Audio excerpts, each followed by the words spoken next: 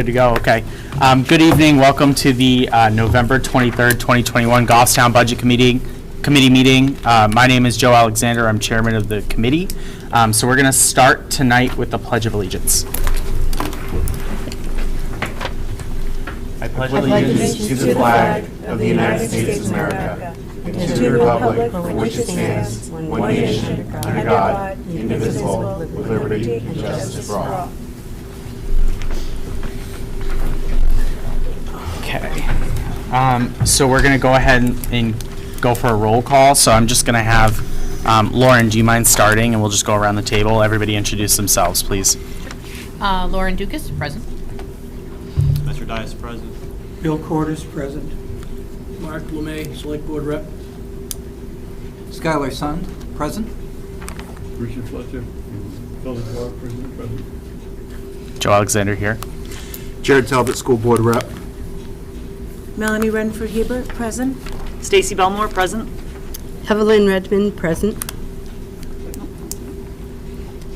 Perfect. And there's nobody on the phone, so we won't need to do roll calls for every vote. Greg indicated he won't be here for this meeting, so I've excused the rest of the members.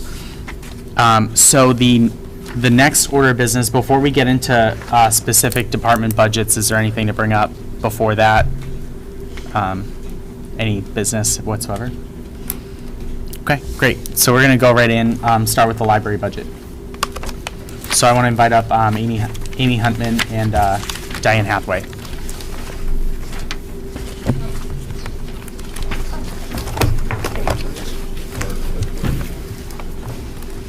Good evening, everybody. Good evening, Dan. Good evening. We're in tab 7 of your budget book. Thank you. So the new budget is the stock here, the one that we just got. What page is that going to be? 7? No, 19. 19. Perfect. Thank you.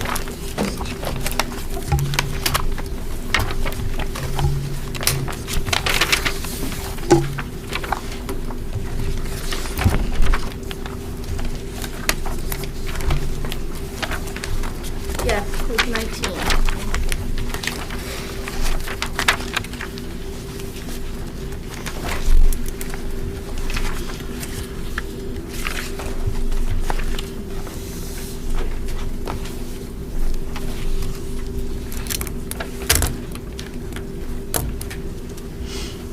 So it looks like the library budget goes for just about a page. So does anybody have a comment, question, anything regarding the library budget?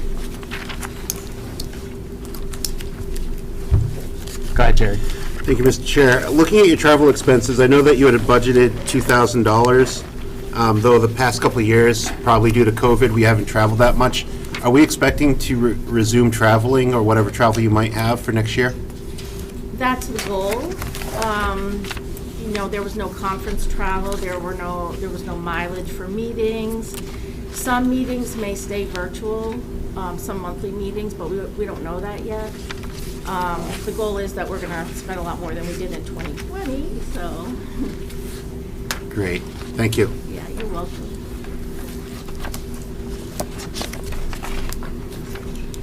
Lauren. Thank you, Mr. Chair. Line, I don't know, 47400, books and publications. Yeah. Obviously COVID years, but I would have assumed that books and publications, I mean, it seems like the last 2020, 2021 year to date, that's a pretty low figure than what you've budgeted for, and you're still budgeting for 44 now. Is books and publications, could you speak to that and why it? Definitely. This actually came up, I believe, in our presentation also. Oh, I apologize. In 2020, we weren't able to purchase books because we purchased from a company called a Jobber. So we don't have to publish with direct publishers. We don't have to purchase from direct publishers. We purchase from the Jobber. Mm-hmm. They ship them out. Well, the Jobber was closed during COVID, just like a lot of other things. So we couldn't even get books for probably 3 months last year. So that impacted us heavily. Thank you. Yeah, you're welcome. It's a good question.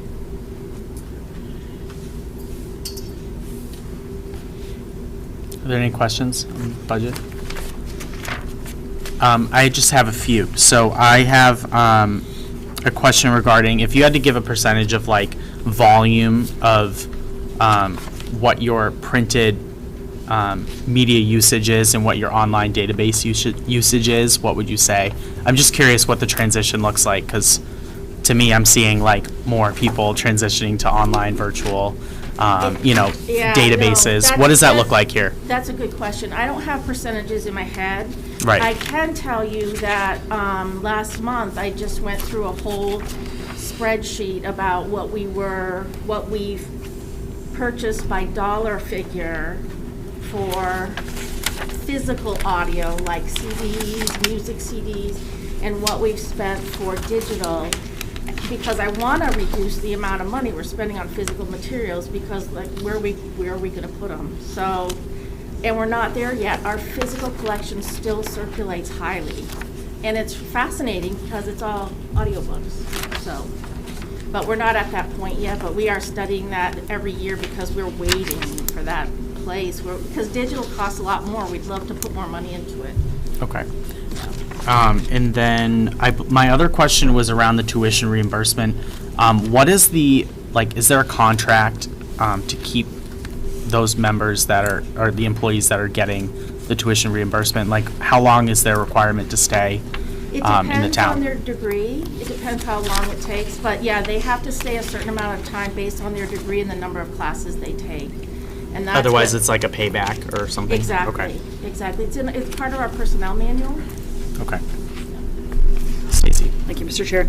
So you have a line for professional dues 44100, which I read in your PowerPoint, but then you also have the GMILCS line 69100. That's also a different dues. Can you just explain the difference of those? Yeah, professional dues is actually dues for organizations. So like my membership to the New Hampshire Library Association, American Library Association, and that's for the whole staff. Yep. GMILCS is our consortium, so that's how we get our integrated library system, all our online library services. So that's a whole separate thing, and that covers the dues for that membership and that consortial work. And they're both going up at the same time, and do they generally go up every year? Well, they're not related to each other Right, at but- all. so But that's just a GMILCS, fluke. yeah, GMILCS Okay. is rarely going to go down. Okay. Thank you.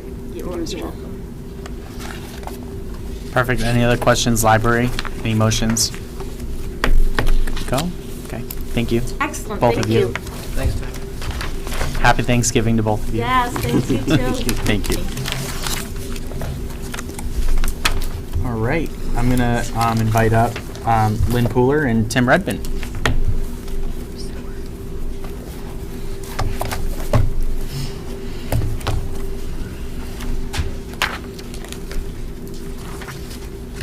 Good evening. Thank you for coming. Thank you, Mr. Chair. Yes. For the record, Tim Redmond, Chairman of the Sewer Commission, and Lynn Pooler is our Sewer Secretary. I'd like to start by apologizing for the problem at the last meeting, at the first meeting, because I was working off of our Sewer Department worksheet, and I wasn't on the Munis sheet that everyone else was on. So if I may, I'd like to go to the lines that needed to be corrected and explain them. Okay. So we're working off of the Munis sheet tonight. The sewer administration, 43260 is the first category. Page Everybody 25. good on that? Page 25 for the members. Page 25 of 26. We'll start when you tell me you're ready. Good to go. Yep. Okay. So the first line is regular wages full-time. That number was increased to $85,822. What that is Lynn Pooler's regular wages as sewer secretary and the proposed new position within the sewer department, and that is for 9 months because of the fact that it would begin, if it's approved, would begin after town meeting, so it would be a 9-month position. Below that, the other items down to the word benefits are all for those 2 employees only. Below that, the word benefits is line 43110. That number is as big as it is because it includes all 3 sewer employees. It would include Lynn, the proposed new position, and Corey, who is our sewer foreman.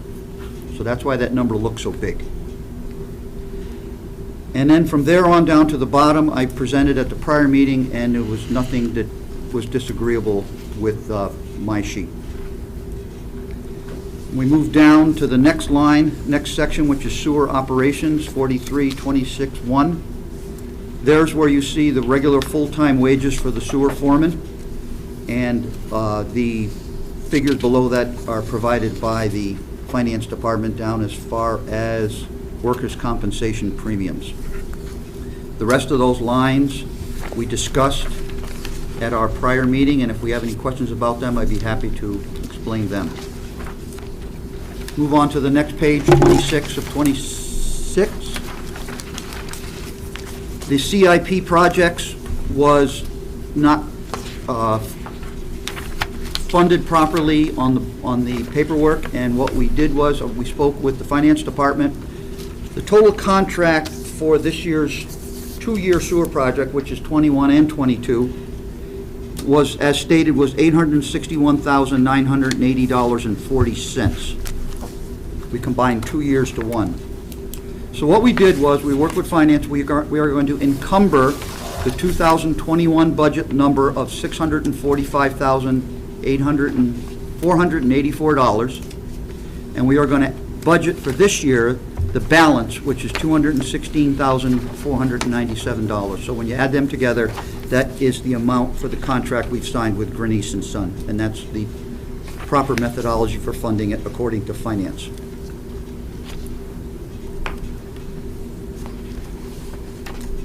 And from there, I don't believe there was any other items that were disputed because they didn't match up our worksheet to the Munis worksheets. So at this time, I'd be happy to answer any questions that you may have. Thank you, Tim. Are there any questions for Tim or Lynn regarding the budget?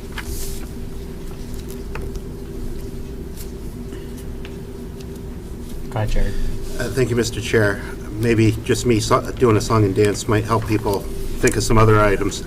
Looking under your sewer operations for overtime pay, I know that you have budgeted $15,000 there, but it looks like the past 2 years we haven't been close to spending anywhere close to that amount. Is it fair to say that we should keep that at $15,000? Well, we're leaving at $15,000 because Corey generally does the inspections on the sewer projects. Last year, there was no sewer project because of COVID shutdown. I think in past years, between Mike Yurgo and Mike Walton and Corey now in his position, the overtime line gets used because a lot of times they stay beyond their normal hours to inspect. It's also for night calls when we have emergencies at night. So if we don't use the overtime, we're not having night calls, which we like not to have. So yes, would like to leave it at $15,000. We are an enterprise fund. The money goes back into the enterprise account. We don't use it for other purposes to buy. We don't use it as a slush fund or anything like that. So if we don't use it for the overtime, it gets returned back to the accounts, and it's just something that we didn't use, but we do budget for it in case we need it. Great, thank you. So just to follow up on that line of questioning, wasn't the point, weren't we adding another position in order to make it so Corey did not have to do the No, it's not overtime? going to change that because Okay. we're requesting this position because in the past, Mike Yurgo and Mike Walton shared the duties at the sewer department.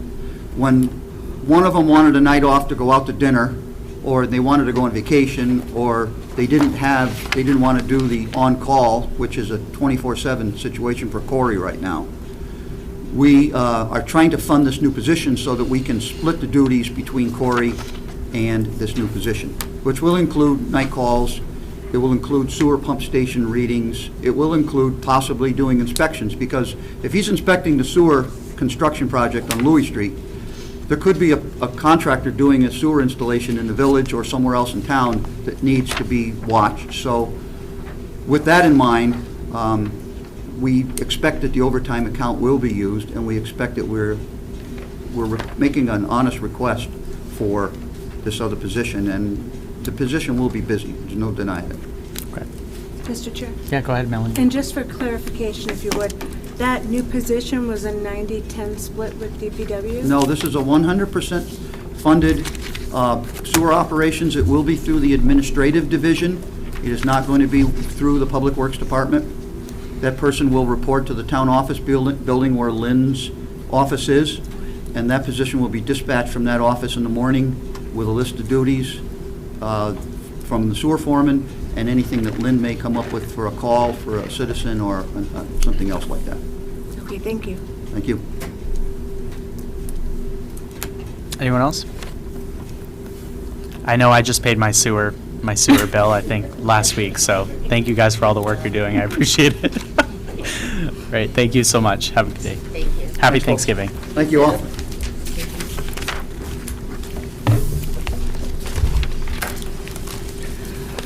All right, next on the agenda, I'm going to invite up Adam Jacobs from DPW.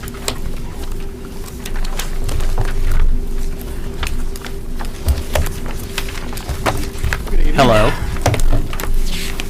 Okay, I am DPW. Start at page 13 of 26, or tab 5, if you brought yours up and tabified it.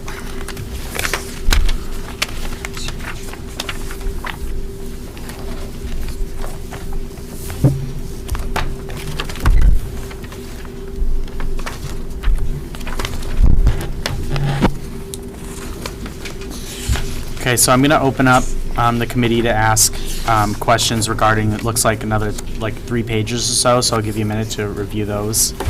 And Adam's here for questions. Spencer. Yeah, so on the first page, it would be line 53,460, facility maintenance. The budget increases by about $11,000. No, that line is for. Referring to the cemetery division? Yes, sir. Okay.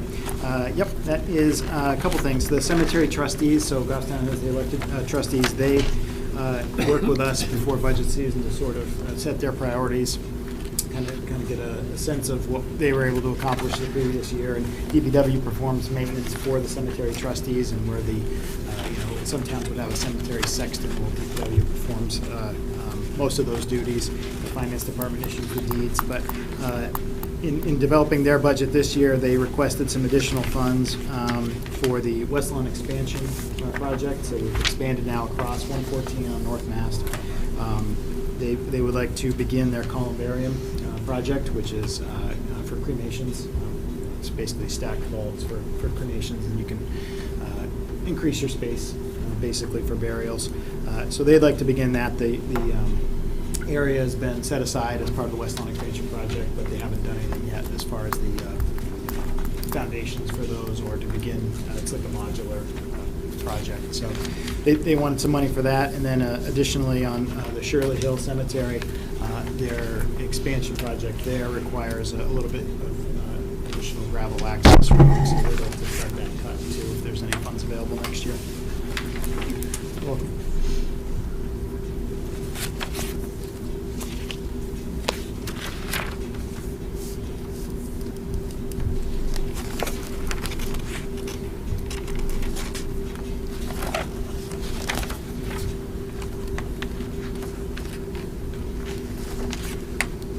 Evelyn.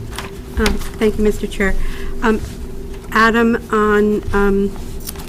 it's in the Highway Department section, page 14. Can you clarify the 45030, the consulting services? Was that related to the catch basin cleaning? That increased? Yes. So just for anybody that missed that, we removed the VACON truck from our CIP, our long-range CIP. That's about a $500,000 plus piece of equipment. A couple of years ago, the sewer commissioners, after a few years of failing to get as much productivity out of that machine, based half on staffing and half on the reliability of the equipment, sewer commissioners started contracting out their portion of structure cleaning throughout town for the sanitary sewers. And this machine, the VACON machine, normally would do sanitary sewer structures and pipes, as well as the storm sewer. So they started a couple of years ago to good results, and we liked the rates that they were able to receive. We did a similar thing and received bids this past year for some cleaning, and we're happy with the results. So I pulled that VACON purchase from the long-range CIP and plugged in an operating budget amount of about $30,000 for next year to hopefully begin that. Become an annual project, try to get, a quarter to a third of the town's structures cleaned any given year.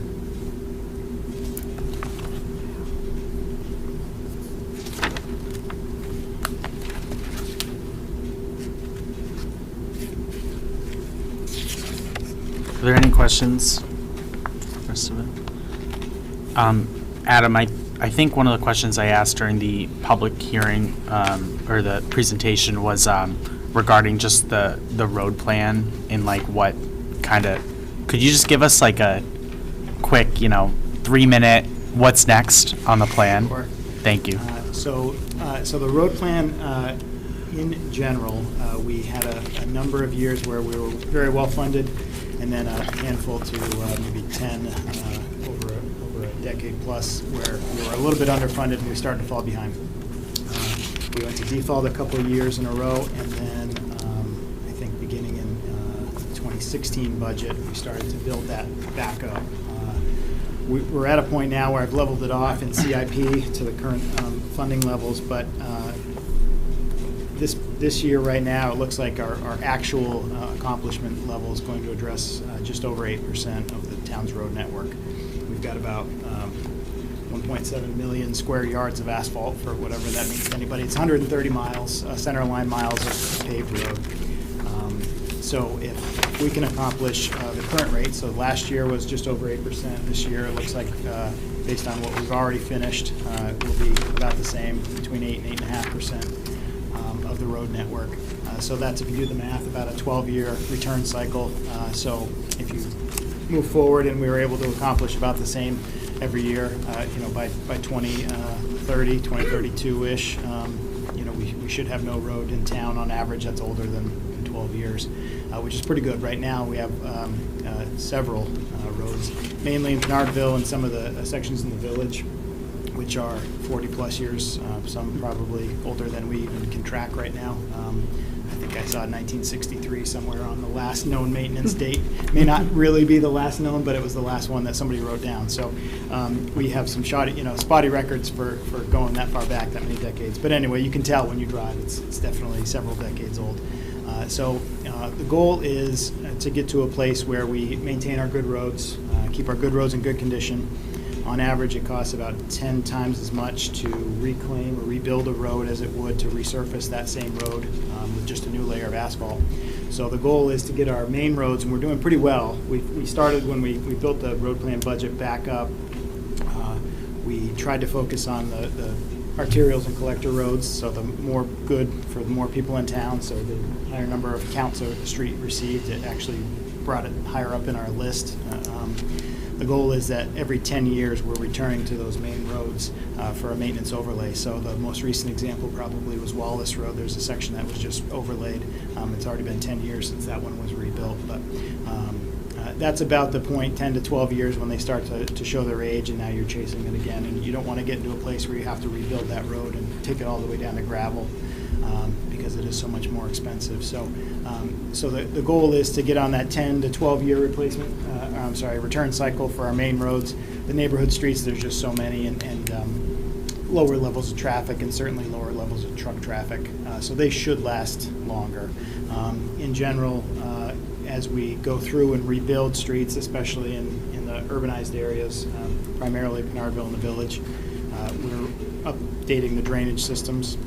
We do that on all roads, but in the rural areas, a lot of the drainage just sheet flow off into the ditches and into the woods. In Pinardville, we don't have that luxury, and nobody wants water in their lawn. So we have closed drainage throughout most of the area. But as we replace that, that also provides better drainage from the roadway, which promotes longer life for the pavement. Water basically is the most damaging thing to the road, both infiltration from the top, but also in the winter, if you have groundwater that can come up and cause the frost heave action. Freeze-thaw cycle is what will stress the pavements in New England. So as we replace that drainage, we're getting a little bit more bang for our buck down the road. The drainage improves the life of the pavement. So we're pretty happy with the current funding level. We're very happy with the current funding level, but we're pretty happy with the results that we're able to get. 2 years ago, we subcontracted a couple of streets in town. The problem with that is we don't get quite as much for our money. Of course, we're paying for somebody's profit at that point. It frees up our staff to do a little bit more maintenance, but we pay for it on the other end. So, for example, 2 years ago with the same rough amount of budget, we were at 6% of the road network. So we were able to bring it back in-house fully this year, and that provides us with a little bit more return for the taxpayer dollars, and hopefully a more consistent return cycle on the streets. So as far as going forward, what to expect, the request past couple years has been to build it to that level. We had special articles that the select board wanted to put it to the voters and said, would you like to add this to the road plan for next year as well as the default budget, and that guaranteed that set funding level. The town was very supportive of those, so we had a couple years in a row with that article passing. Now we're at a place where the default budget is set where we want it, and the annual budget is good.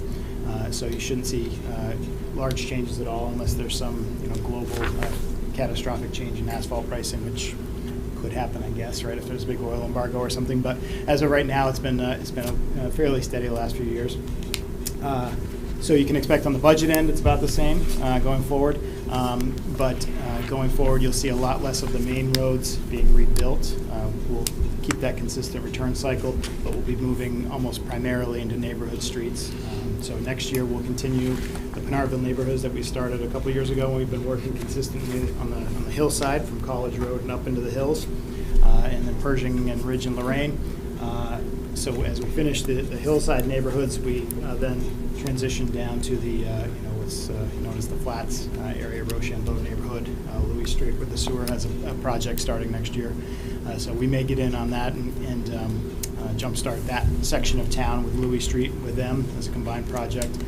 But eventually that area will be the next, and we'll be focused primarily in Pinardville for the next several years anyway, 3 or 4, until we can get all the way through the streets that are in real rough shape. So that's sort of a snapshot of where we were and where we're going, but certainly try to entertain any other questions, albeit if anybody wants to know when their street's going to get paved, I might do a little tap dance and try to avoid the answer to that. We don't like to lock down our actual streets list. We have tentatively, we've got some internal ideas about what's next, and certainly as we progress through, it makes sense geographically to kind of do adjacent streets or if they share drainage. But we don't finalize our list to bring to the select board for final approval until after the budget passes. If we are in a default scenario, even though our budget has a built-in default number for road maintenance, that doesn't mean that other things in town now aren't funded in a default. So at that point, if you've been through a default cycle, the select board will take all of the budgets and kind of pool them together and decide what's going to have to go if we're in a default. So in that case, we could lose some of our road plan funding. So we don't want to publish a list that has certain streets on it and then have some of that budget go away. And now somebody says, I was on the list, I was near the top 2 years ago, and now I'm not even on the list at all. So that's certainly happened before. But so we'd like to, a meeting or two after town budget, come in with our proposed list for the year. And that's when we can start reaching out to the neighborhoods that have upcoming work and let them know. Perfect. Well, thank you, Adam. And I know Melanie Street got paved, and I wish that more streets get to look like Melanie Streets in Pinardville, so I appreciate that. I drive up that road. Go ahead.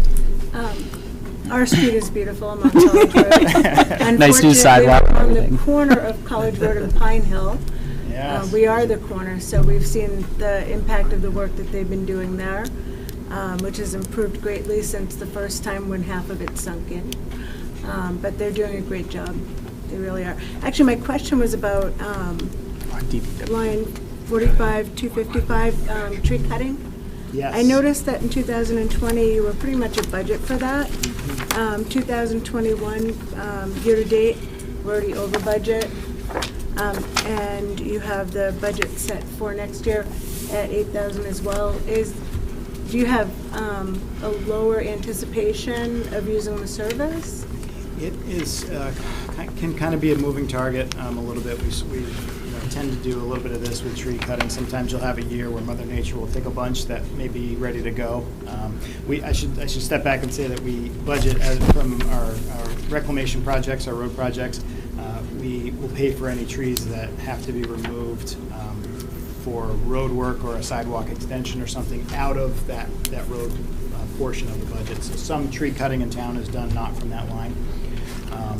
But this would be more for storm damage, widowmakers, trees that might be near lines that we can't, our own staff can't remove, and we have to hire a bucket truck or Asplund if it's an Eversource issue.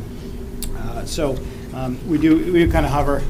Sometimes if all other budget lines are looking good at the end of the year, we'll go out looking for trouble for trees, but we don't do we don't have an official tree warden in town, so we don't have somebody whose only job is to drive around with their eyes up in the air and, hopefully not hitting people as they cross the street. But we do our best as drivers get around town to report in, and we try to batch those all together. We usually will pay for a bucket truck crew, either a half day or a full day. This year, for example, what probably pushed us over was we had a fair amount of, we had some complaints on, Worthley Hill Road, the section from Mountain Base up over to Trolley Farm, Fersen area. That was overgrown, and when we got there to kind of assess, it was pretty evident that really the whole road could use an end-to-end cutback and removal. So we ended up spending a few days worth of truck time over there. So bigger jobs like that can make the budget go pretty quick. But generally, we think that 8,000 level is enough to get the hazards anyway. Fair enough. Thank you. You're welcome. Okay, and just for the record, Vice Chair Fred Platt came in at 7:30, just for the minute taker. And I apologize for my lateness. I am also on the Medville board, and we had a board meeting tonight, and we chose a vice president, and I had to do this. So I'm here half an hour late, trying to cover both. And I missed your scintillating presentation, Adam. But I would have been able to hear it anyway. You're talking too softly. All right, I'll do this. Okay. Well, thank you, Fred. Evelyn, go ahead. Thank you, Mr. Chair. Adam, can you talk a little bit about your sidewalk maintenance? Doesn't look like you've had the opportunity to do much this year so far. Pretty low so far. One of the benefits of getting ready for budget committee meetings is get a chance to go back through and see if I've made any errors in the last 10 months of coding when we send our invoices down. We've got a couple things. So we had some work at the Wallace Roundabout. Due to the reconfiguration of that, we had to actually realign the sidewalk. So we had some coding since this budget report came out. This was through the end of October. We've recoded about $14,000 for that project so far. We also had to remove some arborvitaes that were planted as part of the roundabout project 10 years ago, and those are being replaced with a fence. It's a little more cost effective than arborvitae, so that's another a few thousand. We have some pavement. We repaved Juniper Drive sidewalk from Center Street up to the end of the sidewalk on Juniper this year. Continental Paving must have more money than God, because they tend to hold off and then invoice us a huge one at the end of the year. So we've only paid a few Continental invoices all season long, so that being one of them. So we'll see a jump due to that resurfacing. And then finally, a good chunk of that line was earmarked for the East Union Street project to continue. It was started a few years ago, a little bit ahead of when we were ready, because a water department and sewer department had some work on East Union. So we jumped in and started. We didn't have enough to do the whole thing. It was on the road plan for this year, and due to a couple concerns with drainage and maybe realignment, we decided not to finish East Union Street this year. So the money that was to be spent on that sidewalk will likely be encumbered. We haven't brought our encumbrances to the board yet, but we'll try to bring that money into next year and try to get East Union finished next year. Thank you. Thank you. Do you have a question, Stacy? I do, and it's probably just me. Line 60060, the gravel and stone. I don't understand this line. You're going up 40,000. I didn't see it in the presentation, so. So if you're looking at the latest, is this the 1116 page? If you look on the select board level, it should be at 10,000. It came in, if you're looking at the older version of the budget report, it probably doesn't have that select board line on it yet. Okay. It would just have my budget, my department head recommendation. That was a mistake that was corrected after, I think, our first presentation. we had some invoices that had to be recoded there to reclamation line. It was stone for road projects instead of stone for other projects, which is what this line is supposed to cover. So I had forgotten to reduce that line as I was going through my initial budgets. So that line is going to be held at 10,000. So that's why it looks like it goes up to 50 on the department head, but then back down to 10 in the select board level. I do have a follow-up question. Yeah, go ahead. And then on the presentation, you presented the 2022 budget as 5203, but this is a $40,000 difference on this one. On this, is this just little things here and there, or was there something that? Sorry. So on your presentation, you said there was 5,203,000, blah, blah, blah. But on your line here, on your Public Works total, it says let's see. it's a $40,000 difference. I'm just trying to see what the. So the 50 is probably the gravel and stone. There were a few That other. would make sense. Let's see, so it's 5203. So the 5203 reflects the 40,000 less From the gravel and stone? from gravel and stone. Okay. Yep. Go ahead, Fred. Yes, I'm going to question, maybe it's already been answered, and I missed it the first half hour. 60010 salt, went from 111 last year to your request, which select board capped it, 217.8, just salt leaping out of sight in price? It is. The new state contract was about a 40% increase from last year. Ouch. Yeah. I think hopefully it's a one-year spike based on shipping, worldwide shipping issues. But as of right now, that's what's locked in at the state level, and Morton Salt, which doesn't hold the state contract. Granite State Minerals holds a state contract. Morton Salt is. You said 40%, this is double. Yeah, it's Close to double. pretty darn close. Well, I think it's yeah. I think, well, what did I say? 40%. It went from $52 to 70 something, I think. So it's all due to the contract price change. So whatever that. Don't quote me on the 40%, but it was Okay. it was a pretty solid increase. Yeah. But to get to that, That holds the same. I'd have to look at my detail. That holds the same tonnage as last year, but just with the new rate. Hold on it's a one formula based on whatever the Exactly. state I try to look contract at, and it's a 5-year moving average, so maybe the average is adjusted a little bit from last year as far as tonnage goes, but let me see. I can give you the Thank exact you. number here. Yeah, it was pretty shocking when that came out. One benefit, I think, as I mentioned at the previous meeting, was that we were on the calendar year instead of fiscal year, so we can at least spread that pain over this year and next. Let's see. It went to $72.60 a ton. I still presuming 3,000 tons. So whatever that Thank you. So we have a back bunch of calculation works we have a out bunch to. of salt floating on a cargo ship somewhere. Is that just what you're saying to me? Yep. Just checking. Can't get it out of the mines, to get it on the ships, to get it across the ocean, to get it here. Okay, still floating somewhere. Right. Any other questions for Adam? Go ahead, Lauren. Thank you, Mr. Chair. I'm sorry, this is probably a newbie question. The three, during your presentation about the air curtain burner, the transfer station upgrade, the highway garage ventilation, about $500,000 that's being moved from the unreserved fund balance for the select board said we're going to put that as a special article. Yes.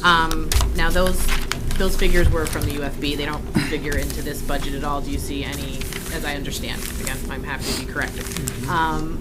Was there any change moving these projects up to special, as far as like stump grinding and some things in there? Do you expect that the passage of any of those would affect any of this The only, going forward?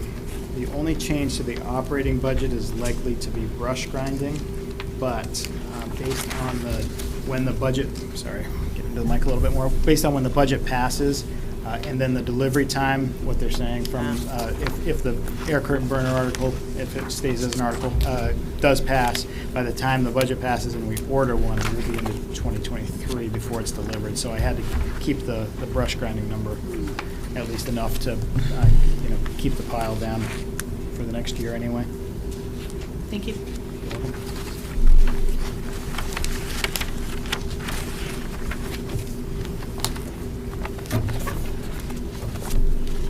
Everyone all set with the DPW budget? Did we cover solid waste? Yes. Yep, it's all in, yeah, it was like the 3 pages. Okay. Go ahead. Mr. Chairman, may I? Yep, yeah. Solid waste, I heard the other day that it was losing money, now it's slightly making money now. So it's still cheaper than just dumping it all together and doing away with.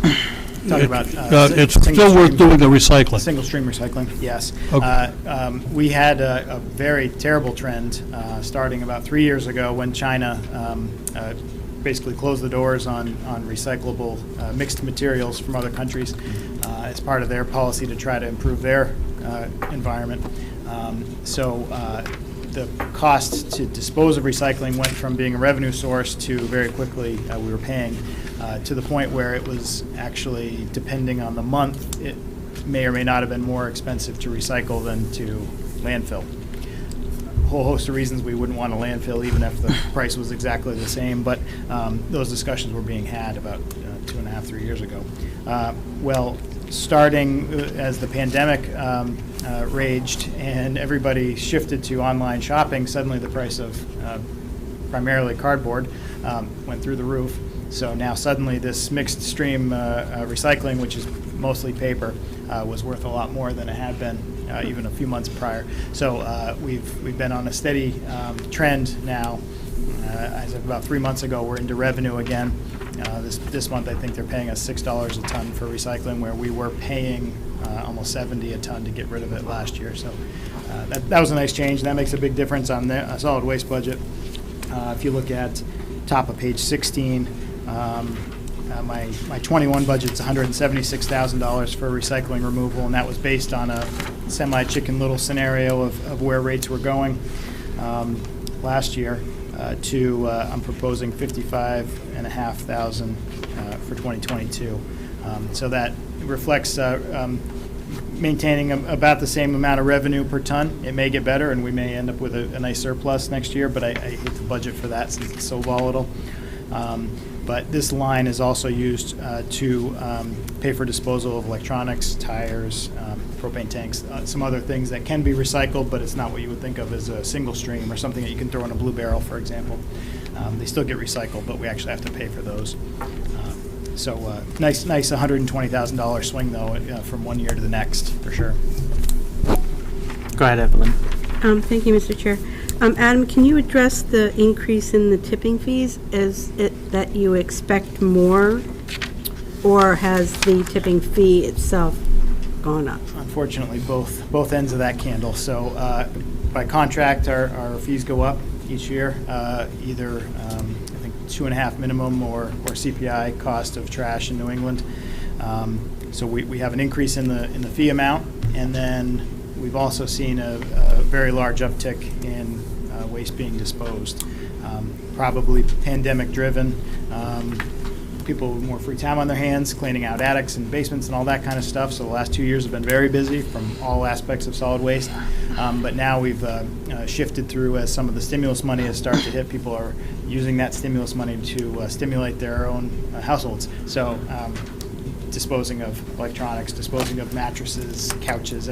People have a little bit more disposable income and they're spending it. So typically the transfer station is where we kind of see those construction starts as a leading indicator. If the housing market's doing well, if we see a lot of construction and demo debris at the transfer station, we know we're going to have some good numbers. Same thing with solid waste, for sure. So we've seen an increase. Just talking to the Waymaster the other day, a good or an average day during the week would be maybe $200 to $300 in scale house revenue. Solid for the last 18 months, 24 months. It's been 600 to 900 some days on a weekday. So to follow up, your revenues have increased proportionally. So we do have a little bit of increased revenues for sure. A lot of the stuff that comes in is baked into the cake for household trash, and we're not charging residents for that piece. But from the commercial aspect, we do anticipate a little bit of an increase for sure. Let's see. So Adam, I'm sorry, are you able to resell the construction, whatever's dropped off for like construction debris, or like if somebody just, I don't know, just gets rid of it, are you able to resell it or give away or? We're not set up for that. We pay for, we pay a tipping fee for construction and demo. And it's higher than what the tipping fee for landfill waste is. Even though some of that material does find its way into secondary markets, it's there's a lot more processing involved because it's a whole host of things. Some of it is fairly nasty, as you can imagine. A truckload trailer backed up and dumped off from, a demo of a building could have asbestos, could have all sorts of things in it. It's not supposed to, but I presume there's a bit more of a labor end on the other side to sort all that out. So we pay, not quite double, but we pay a fair amount more to dispose of demo than we do trash, household trash.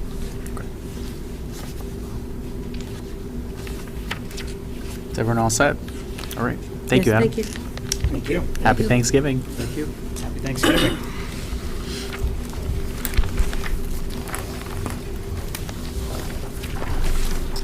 All right, Chief.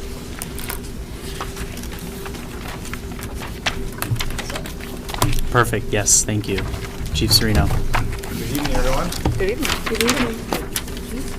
Chief Eric Serino. Thanks for having me. Thanks for coming. Am I last? I think you are. Awesome. Okay, what page are we looking at specifically? We are on page 8 Perfect, thank you. to page 10. Okay, so before we start, well, members can look over. I just heard from Mark that we had grant funding for the radio, or the communication network, is that correct? That is correct. Okay, can you kind of give a little bit more detail on that? Absolutely. Thank you. So what you'll see, part of the budget is the $500,000 that I earmarked in that CIP. We're going to pull that back because last night the select board decided to utilize the ARPA funds that we were awarded from the Department of Treasury to fund our entire radio project. So as I explained to the committee during my initial presentation, we were in dire need of this radio upgrade. We put out our RFP bid and we received back our bids, and it came in full project completed, everything done about 1.8, which is kind of what we expected. And we have ARPA funds that are available to us for that. The board was gracious enough to look into that and award that to us. So. Does that cover the entire the whole 1.8? Yeah. So that is a full-on computers, radio system, infrastructure, towers, antennas, microwave systems, fiber loops. So that's where we're at. Pretty exciting news. That's great news. The good news is, as I indicated earlier, I was really worried about the impact to our community, to the taxpayer, and I think that's it's a huge burden off of them, off of us, I should say, as a taxpayer. But yeah, so that's kind of the news. So scratch that part off your CIP because we won't be doing that. Love when we can cut 1.5 million out. What's CIP. that? I love when we can cut $500,000 out of CIP. I'm glad I could be that person. All right, so we have a couple pages of the police budget, 2.5 pages it looks like. Give the committee a minute to look.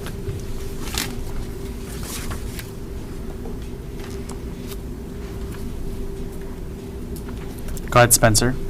On page 9, it would be line 52340 accreditation expenses. Yes. It goes up by about 10,000. Do you know what that's for? Yes. In my presentation, this is our year that we are going to our conference. As maybe if you all don't know, we're internationally accredited since 1992. Part of that accreditation process is we work through our policies. We have assessors come out and inspect us. Part of that is once we're done, they then have conferences 4 times a year throughout the United States. All the departments that are receiving that award for that year, they are invited to come out to that conference. So we go out there for roughly, I think it's 4 days, and it's all training through CALIA. And then the last day, you are presented your award. They give some accolades to the accreditation manager who in our agency, and then they have a banquet that they sponsor. So this is our travel expense. Right now, we're slotted for Chicago, but that could change depending on the assessment. Quite frankly, I don't want to go to Chicago, but that's where it is. Thank you. And you'll see that next year fluctuate. It'll probably go back down to that 4,000 that we normally do.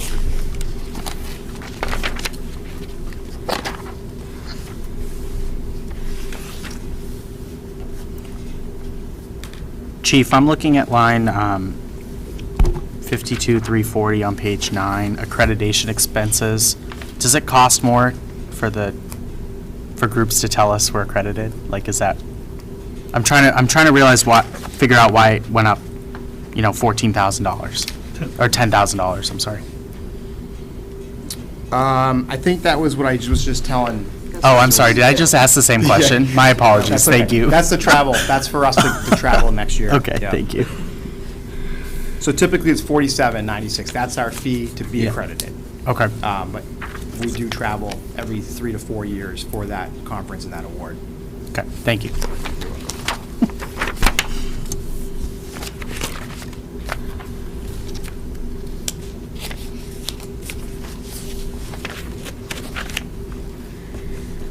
Go ahead, Fred. Remind me, Chief Serino, is there any increase in head count accounting for the wage jump? There is no increase. We have not added any personnel to our roster. Okay, because I'm seeing the jump from, well, it's not that bad. I have to look at the right line, 2285 to 2514. That's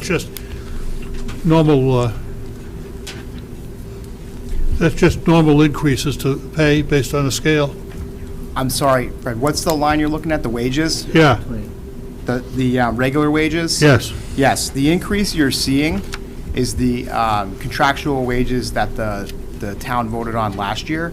Okay. All of our wages are basically, it's all the increases for all the unions and non-union personnel. Thank you. You're welcome. Thank you, Mr. Chair. So Chief, just said a different way, that is part of our default budget for something that the voters already went through and approved. We aren't asking for additional funds for full-time wages at this point. Correct. Thank you. I have, and in fact, the wage line comes to me from finance. They determine based on how many personnel, what our hourly rates are. Yeah, so I have not asked for anything extra. Evelyn? Thank you, Mr. Chair. But a clarification, that includes the proposed 3% COLA. Yes. Yeah, the line you're seeing right now is that 3% COLA. But steps and, Yeah. What's that? steps and COLA Yes. and Degree union. differentials, yep. Right. Yeah, so that full-time wages, a large portion of it is the CBA that was approved at town meeting, but it does include some of our non-union personnel, step for those that are eligible, as well as we've proposed a 3% COLA or wage adjustment for non-union personnel. Yeah, 92% of my budget is that wages.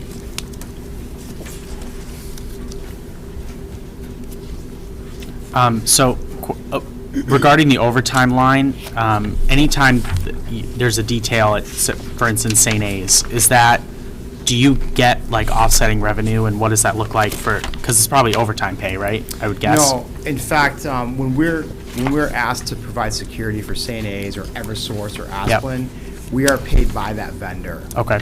So we have a revolving fund for that that's separate. So it's supposed to be self-sustaining. So as we're paying out of that, the revenue's coming in from the vendors. The overtime is covering anything from courts to sick times to call-outs to anything that's extra. Okay. Holiday pay, trainings.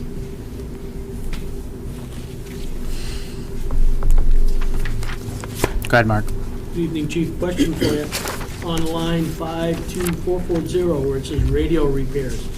Can you differentiate if that's portable radios or the radios inside of the station? How is that broken down?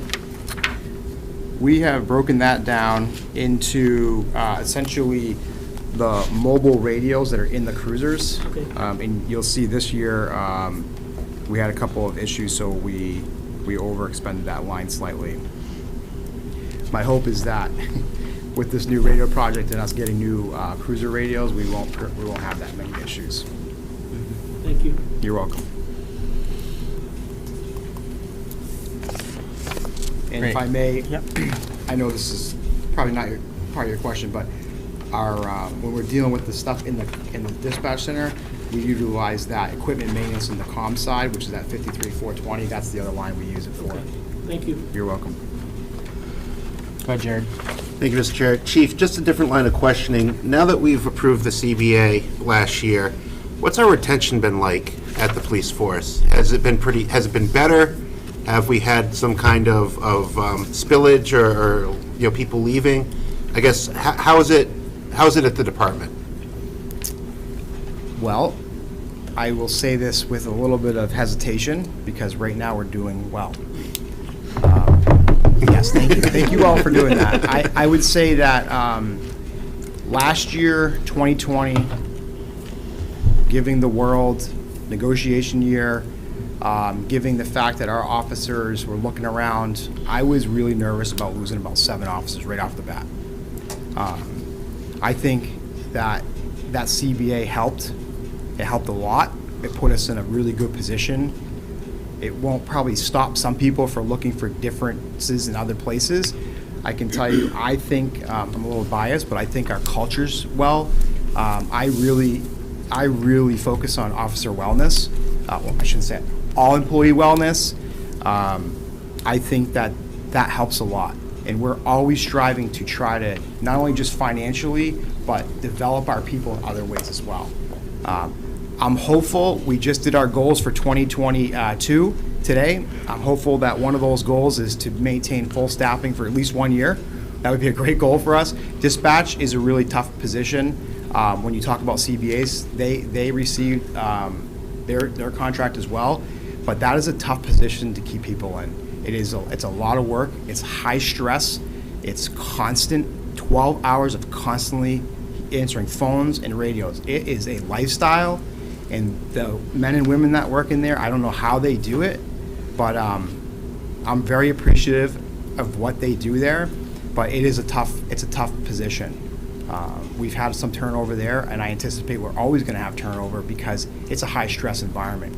And I'm trying to adapt some different techniques to help slow some of that stress down.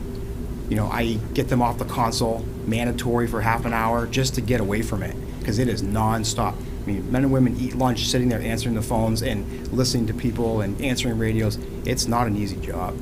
So to answer your question longly, yeah, I think we're doing all right. I think it helps. Great. It makes it a little bit better for when the officer goes, oh, I can go to Manchester, and and then they start to say, well, for $1 more, it's not even worth it.